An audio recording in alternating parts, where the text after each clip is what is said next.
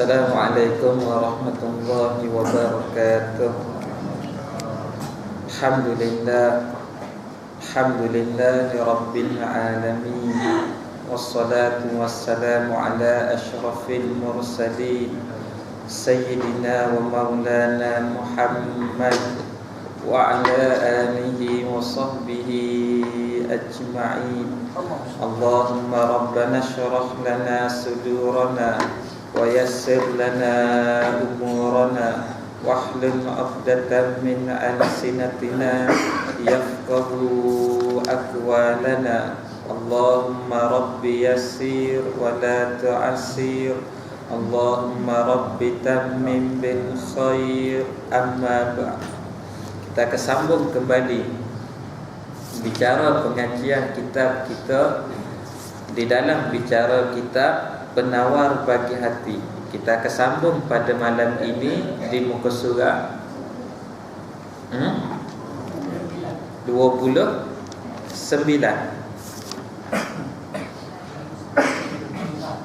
dan telah 29 dan seperti berbantah-bantah.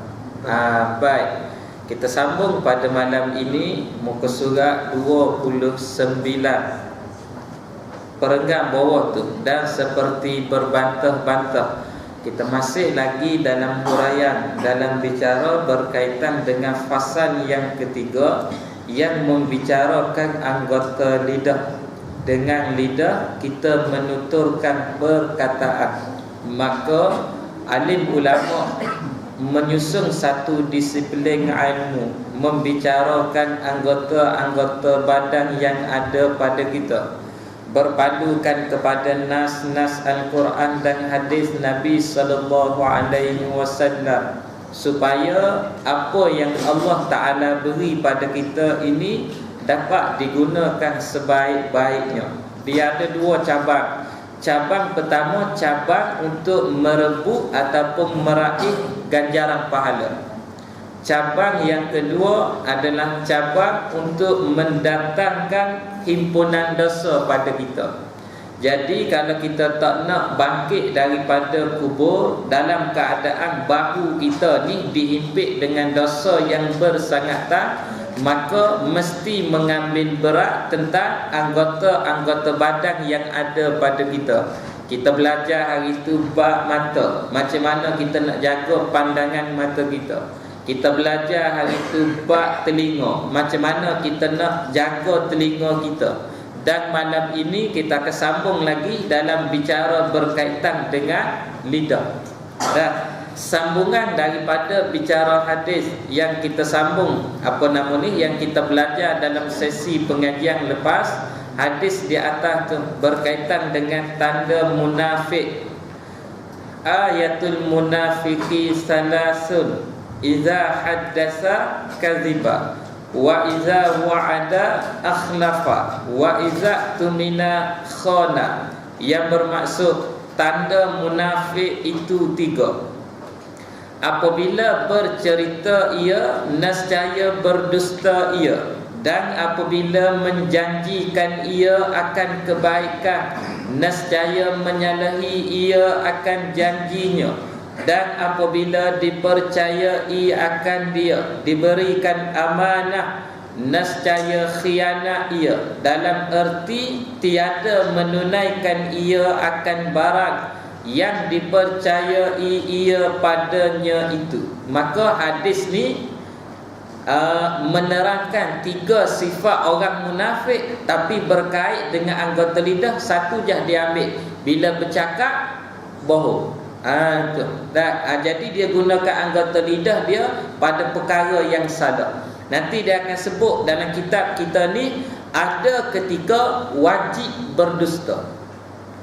Wajib kena cakap bohong. Ketika mana tu? Dalam keadaan biasa tak boleh cakap bohong. Sebab kalau bercakap bohong tu Nabi bawa datang amaran, dia termasuk salah satu daripada tanda munafik. Munafik di sini munafik amali. Munafik amali ni maksud dia bukan munafik pada akidah. Kalau munafik pada akidah, luar Islam, dalaman dia tidak beriman. Munafik pada akidah tu diperingatkan dengan amaran daripada Quran, innal munafiqina fid darkin asfali minan nar. Neraka Allah yang duduk bawah titian sirat tu bertingkat-tingkat. Neraka tingkat paling bawah namanya neraka Jahanam. Jahanam dihuni oleh orang-orang munafik. Neraka paling bawah sekali. Tapi kalau jenis bercakap bohong, orang panggil munafik pada perbuatan, bukan munafik pada akidah. Jadi tak masuk dalam grup tu. Cuma kata ulama dibimbangi, mula-mula munafik pada perbuatan, lama kelamaan merepot sampai munafik pada akidah. Situ bimbang. Jadi Islam dia datang dengan prinsip mencegah itu yang terlebih baik. Maka daripada awal lagi kita buang. Nampak? Dalam istilah bahasa Arab dia ada satu istilah, al-wiqayatu khairum minan ilaj, yang bermaksud mencegah lebih baik daripada merawat. Orang Kelantan dia sebut prevention is better than cure. Ada istilah itulah. Dah, mencegah lebih baik. Kalau contoh kena merawat memanglah, tapi payah dah lah sebab kena dah. Jadi cegah awal-awal. Dah. Jadi sebelum bimbang takut mari munafik pada bab akidah, buang hak sifat-sifat ni. Kalau bercakap jenis bohong, dah janji, menyalahi janji, kalau bagi amanah khianat. Dalam kitab-kitab lain dihuraikan lagi berdasarkan kepada hadis-hadis Nabi. Tanda-tanda orang munafik ni banyak lagi. Antaranya kalau mari masuk dalam masjid, dia rasa kepanasan, cepat-cepat nak lari keluar. Dah, dia tak tenang duduk dalam masjid. Buat tamsilan seumpama burung yang duduk dalam sangkar. Mana-mana dia nampak lubang terbuka, pung. Dah, manakala orang beriman bila duduk dalam masjid seumpama ikan yang duduk dalam air. Habitat dia tenang, tak ada duduk kala apa. Tu. Jadi tanda kalau kita mari masjid cepat, rasa nak balik cepat, tu ada tanda sifat kena buang benda tu, kena kikik. Jadi mari masjid kita belajar supaya seronok duduk dalam masjid. Sabit daripada Nabi sallallahu alaihi wasallam, bila mana Nabi tengok langit mendung gelap, Nabi bergegas masuk ke dalam masjid. Tanya sebab apa? Aku tengok dengan keadaan langit yang mendung gelap, aku bimbang takut bala Allah Ta'ala turun pada kita. Maka tempat yang paling selamat adalah dalam masjid. Dan memang diakui, kita tengok macam peristiwa tsunami di Aceh, ada masjid yang terselamat. Dan lepas daripada tu, bila dapat amaran kata ombak besar nak datang, semua pakat duduk berhimpun dalam masjid. Lepas daripada clear semua sekali, tak mari dah masjid. Gitulah manusia berkehendak pada Allah ketika mana dalam keadaan terdesak, tersempit, dalam keadaan dia ni berada dalam keadaan duduk dalam keadaan kesempitan. Bila dia senang, lupa balik pada Allah. Jadi kita tak nak jadi orang macam tu. Kita belajar disiplin ilmu. Tuan-tuan, ayah-ayah, ibu-ibu kat sini mengaji kitab akidah, mengaji kitab hadis, mengaji kitab fiqh, mengaji tafsir Quran, mengaji undang-undang jenayah Islam. Kalau hitung-hitung dalam sebulan berapa buah kitab agak-agak? Berapa buah kitab maksudnya? 2-30. Allah, 2-30, 2 tahun mengaji, alim, boleh jadi ustaz, jadi ustazah belakang. Dengan syarat mengaji sungguh-sungguh. Orang tanya saya, kawan saya tanya, kata, anak cadangnya nak ipun, nak kupu-kupu duit, nak pergi mengaji dekat Mesir, dia kata. Saya jawab kata bagus. Tapi mengaji ni mana-mana pun boleh, dengan syarat kita yang berkehendak pada ilmu kena sungguh. Ngaji Mesir, kalau kita asah pengajian kita di tempat kita sendiri pun tak kukuh, dengan gejala sosial, dengan ujian-ujian dunia kita tak kukuh, pergi tempat orang lagi teruk. Umpama kalau ke Mesir, katanya tepi-tepi jalan orang pakai seksi apa itu ini. Kalau nak banding kulit Pak Arab dengan kulit orang Melayu, lawan Pak Arab lagi .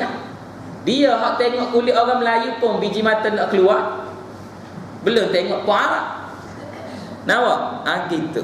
Kalau mereka asal kukuh pergi sana tu, pergi nak ambil berkat, pergi nak nak perkukuhkan ilmu, nak talaki sungguh-sungguh, tapi kalau nak sebut nak dapat ilmu mana-mana tempat pun boleh. Dah, kita duduk tempat kita dengan syarat kita mengaji sungguh. Salah satu adalah kita mengikuti disiplin pengajian ilmu tasawuf ni. Kita mengaji dah bab mata macam mana, bab telinga macam mana, bab lidah macam mana. Jadi belajar bukan nak baiki kesalahan orang, belajar nak baiki kesalahan diri sendiri. Itu poin utama. Saya mengajar supaya apa yang sebut ni biar saya dulu hak kena. Antara yang saya selalu doa kata, ya Allah, ya Tuhan aku, apa yang aku sebut pada malam ni, ya Allah, biar jadi manfaat kepada semua orang hak mari mendengar. Khusus lebih-lebih lagi kepada aku sendiri hak menyampaikan, kerana fitnah lebih banyak menimpa pada saya. Saya bercakap pada satu benda tapi saya sendiri tak buat. Jadi seakan apa yang saya cakap sekadar keluar di mulut, dia tak akan lekat di hati tuan-tuan. Nampak? Tapi kalau kita bercakap dengan cara kita sendiri beramal, maka kita sebut tu bukan sekadar orang dengar tu orang seronok, bahkan masuk dan melekat di dalam hati orang. Itu kita nak. Dah, gitu. Baik. Kemudian dia sebut lagi, masih lagi dalam sambungan berkaitan dengan lidah, dan seperti berbantah-bantah, berbalak, duk berdebat, duk berhujah pada benda yang tidak ada manfaat. Kalau berbantah-bantah menegakkan benda yang hak, tak apa. Dah, orang fitnah dia terpaksa pertahankan diri. Dia pertahankan diri dia daripada apa yang Allah fitnah. Itu tak apa. Tapi berbantah-bantah di sini bergaduh-gaduh pada isu yang tidak memberi manfaat pun. Banyak lagi benda-benda yang mesti diaulakan, tapi dia duk berbantah pada isu tu, siapa bermasang muka, tak bertegur siapa dan sebagainya. Contoh kita ambil masuk Ramadan, duk balas tentang isu bilangan solat tarawih. Nak buat 8, buat 20, 8 20. Last sekali ada parking 20, parking 8. Pak nak mari semayang buat 20, ada parking ke? Tak payah balik. Banyak lagi isu besar kita boleh balik sekadar bincang atas jalan ilmu. Mana pendapat yang lebih kuat, yang kata 8 tu, tu bincang tak apa. Yang kata duk berbantah ni siapa, tak bertegur siapa, berbantah sampai bermasang muka, jadi menimbulkan permusuhan. Itu dilarang. Dah, sebab apa? Sebab benda tu tidak memberi manfaat pun pada kita. Nampak? Yang memberi manfaat, benda yang kita bincang, yang memberi keuntungan pada diri kita, pada umat. Bincanglah. Bincang macam mana kita nak majukan lagi surau kita ni. Aktiviti dah ada dah. Nak jaga supaya keadaan masih tetap seperti dulu. Tanya ahli jawatan kuasa, ada apa-apa masalah yang kami boleh cuba bantu. Kita tak boleh bantu dari sudut bagi kerjasama tenaga kerja menghidupkan surau. Kita bantu dari segi lain. Umpama bantu dari segi ekonomi, bantu dari segi, kalau contoh surau ada majlis, jangan-jangan sekali saya perhati surau kita ni tiap-tiap malam ada jamuan. Betul? Tiap-tiap malam ada jamuan. Allah, alhamdulillah, seronok sungguh. Tuan-tuan lah seronok. Jadi nak ada jamuan tu maksud kata kena ada kos. Apa kata kalau sebelum ni surau yang tanggung, apa kata kita buat giliran. Orang kan 60 orang. Satu malam 2 orang ambil peranan. Okey, malam ni buat jadual, malam ni saya dengar. Okey, 2 orang bincang lah. Macam kami di kampung di balik. Malam ustaz ada kuliah mengajar, ada orang ada kencah. Malam ni kita dia pakai behung goreng kau ni buat bego ni buat agak-agak tahu Kelantan panggil belda.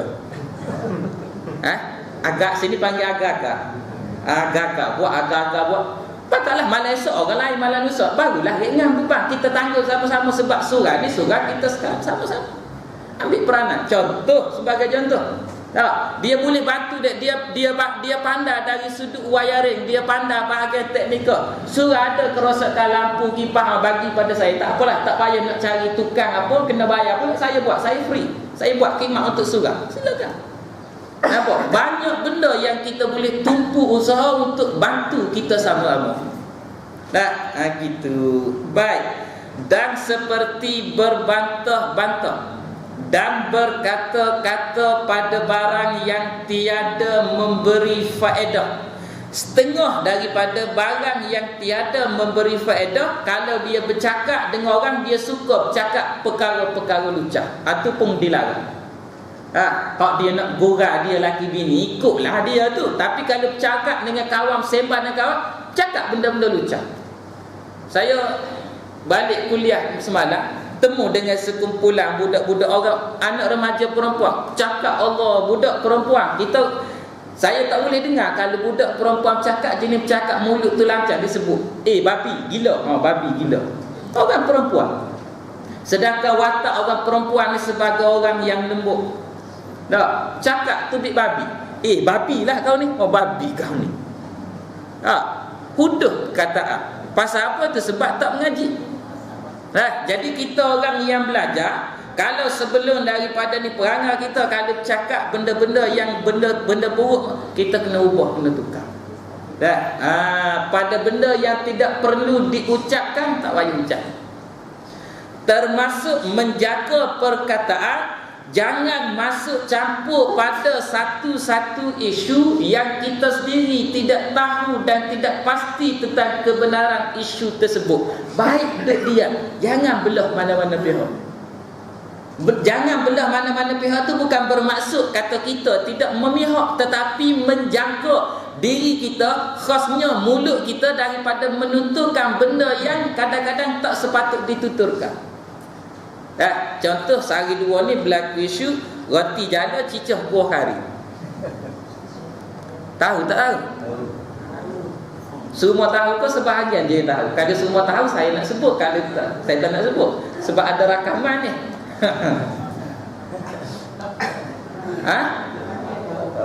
Tak tahu. Saya yang kena, dia tak apa. Apa nama kecoh. Kecohnya tentang isu ada seorang pendakwah terkenal yang selalu duk keluar dalam TV apa. Dia kata kenduri Nabi SAW paling mahal adalah makan roti jala cicah kuah kari. Kemudian bila mana orang mengatakan dia, orang duduk bangkang dia, bantah dia, maka dia sebut sebenar dia bagi perumpamaan supaya orang faham. Dari sudut keadaan cakap dan kapun nak suruh faham lah tempat kita gak seumpama makan roti jala cicah kuah kari lah. Begitu. Pihak sebelah lagi yang menghentam dia, yang bantah dia adalah merupakan salah seorang mufti dekat negara kita. Mufti mana cari sendiri lah. Jadi nak sebut, kalau saya, prinsip saya, kedua-dua tokoh memainkan peranan dan sumbangan masing-masing dalam menggerakkan dakwah di Malaysia. Jangan disebabkan sedikit khilaf yang berlaku antara mereka menjadikan kita tutup kebaikan yang mereka buat, kita terus menghentam dan menghina serta memburuk-burukkan mereka. Jangan. Kalau dia orang ada salah silap, kita lagilah. Itu menunjukkan manusia biasa yang tidak Nabi, tidak Rasul, walau alim, walau hebat macam mana, tidak terlepas daripada salah dan silap. Siapa pun, walau dia ni tok guru, walau dia ni wali Allah, tetap ada salah silap. Salah silap dia sebab Allah sayang pada dia. Allah kafarahkan dengan Allah hadirkan sakit sebelum dia mati. Sakit tu mengkafarahkan dosa-dosa dia sebab Allah sayang pada dia. Senang tak cerita? Senang. Sebab apa? Sebab dia manusia biasa, dia tak Nabi, dia tak Rasul. Kalau tarah dia yang tok guru, tarah dia orang soleh, tarah dia yang amat ibadat banyak pun Tuhan uji dengan sakit macam tu sebab nak kafarah dosa. Kita yang tidak tok guru, kita yang tidak kaki ibadat, kita yang tidak kaki ilmu, banyak mana dosa kita? Patut kita ambil pengajaran di situ. Aku ni Tuhan nak uji macam mana belum pada dia ambil aku. Adakah kematian yang disebut sebagai kematian mengejut atau kematian secara beransur-ansur? Kematian mengejut almarhum Harun Salim Bacik 2-3 hari lepas. 2 hari lepas, sehari, Jumat Salam. Kematian mengejut. Saya pernah tengok satu rancangan TV. rancangan TV itu dia panggil Datuk Siti Nurhaliza. Kata Datuk Siti kan dia penyanyi, dia jarang masuk bidang lakonan. Jadi Datuk Siti ni pernah sebut, dia kata masa saya masuk dalam dunia artis mula-mula dulu, mak saya pesan pada saya kalau nak berlakon kena pilih nak berlakon dengan siapa. Antara pelakon yang mak benarkan awak berlakon adalah dengan Harun Salim Bacik. Kerana Harun Salim Bacik ni orang yang seorang artis yang tidak ada perangai pelik-pelik, tidak terlibat dengan wak lagi orang perempuan minum arak ke apa, tak ada. Masuk dunia artis ni tahulah tuan-tuan. Macam mana dunia artis dengan sosialnya, pergaulan bebasnya, dengan minuman kerasnya, dengan konsep apa itu ini. Tuan-tuan tahu tak dalam dunia artis tu macam mana? Tak tahu sebab bukan artis. Saya tahu sebab saya artis. Melawak yang tu jangan pun kata. Dunia kita tahu dunia macam mana. Tapi antara orang yang boleh salah seorang dia. Saya dengar saya sebut dalam saya kata, saya sebut cerita ni, saya kata mudah-mudahan Allah Ta'ala ampuni dosa dia. Dia ada anak 2-3 orang anak lelaki. Anak lelaki dia seorang berapa? Anak lelaki jadi tu imam, guru dia semua sekali. Orang di Sya'ala. Itu kematian yang mengejut. Orang kata kena sakit jantung, tapi penjelasan daripada anak dia kata ayah dia ni ada sakit asma lama dah. Satu. Yang kedua, sakit yang berasuk-asuk. Kita pula pengakhiran hidup kita macam mana? Sakit yang ditimpa, nama dah sakit, mesti sakit, takkan tak sakit. Sebab nama dah sakit.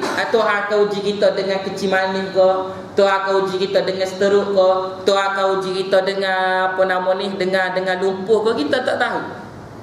Maka buat hitungan pada diri kita, Allah, aku ni orang banyak dosa.